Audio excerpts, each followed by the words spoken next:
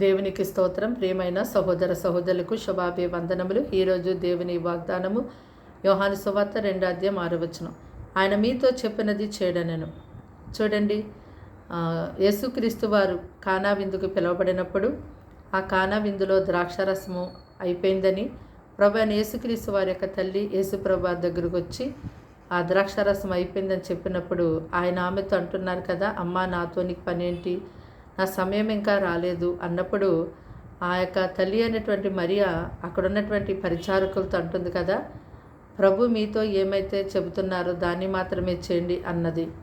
అయితే యేసుప్రభు వారు అక్కడ ఉన్నటువంటి పరిచారకులతో 2-3 తూములు పట్టే అక్కడున్న 6 రాతి బాణులను నీళ్లతో నింపమని చెప్పినప్పుడు ఆ పరిచారకులు 6 రాతి బాణుల నిండా అంచుల మట్టుకు నీళ్లతో నింపారు.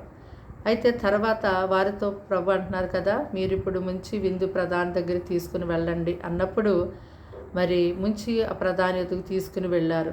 చూడండి, ఆ నీళ్లను ముంచి తీసుకెళ్తున్న పరిచారకులకే తప్ప ఆ ద్రాక్షరసము ఎక్కడి నుంచి వచ్చిందో అక్కడున్న విందు ప్రధానికి కానీ ఎవరికి కూడా తెలియదు.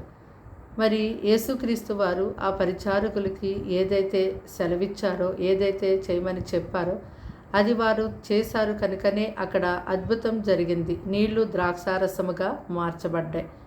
అలాగుననే ప్రభువైన యేసుక్రీస్తు వారు మీతో ఏమైతే సెలవిచ్చారో దానిని మీరు చేసినప్పుడు మీ జీవితంలో కూడా అద్భుతాలు జరుగుతాయి, ఆశీర్వదించబడతారు.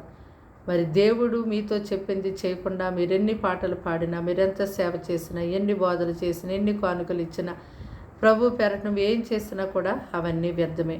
దేవుడు మీతో ఏమైతే చెబుతున్నారో వాక్యం ద్వారా మాట్లాడి, దర్శనం ద్వారా, కళ ద్వారా, సేవకులుండి ఏదైతే ప్రభు నీతో మాట్లాడుతున్నారో ఆ మాట ప్రకారం మీరు చెయ్యండి. అప్పుడు మాత్రమే మీరు విడిపించబడతారు, ఆశీర్వదించబడతారు, దీవించబడతారు.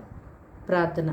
దేవానికి వందనాలు, స్తోత్రాలు, స్తుతులు తండ్రి. మాటలు వింటున్నాను బిడ్డల్ని మీ రక్తంతో కడిగి ముట్టి బలపరిచి దీవించి ఆశీర్వదించండి. ఆరోగ్యం ఇతండి ప్రభా. ఈ దినమంతా తోడుగా ఉండండి. ఎంతో ప్రతి విధమైన అంధకార విరోధ దుష్ట శక్తులను యేసు నామములో కాల్చివేస్తున్నాం తండ్రి. నీ కాపుదల మెండుగా ఉంచండి ప్రభా. ఇదిగో తండ్రి నాయన, మీ సన్నిధానం తోడుగా ఉంచి కాపాడి దీవించమని యేసు నామములో ప్రార్థన సమర్పించి వేడుకున్నాం తండ్రి. ఆమేన్.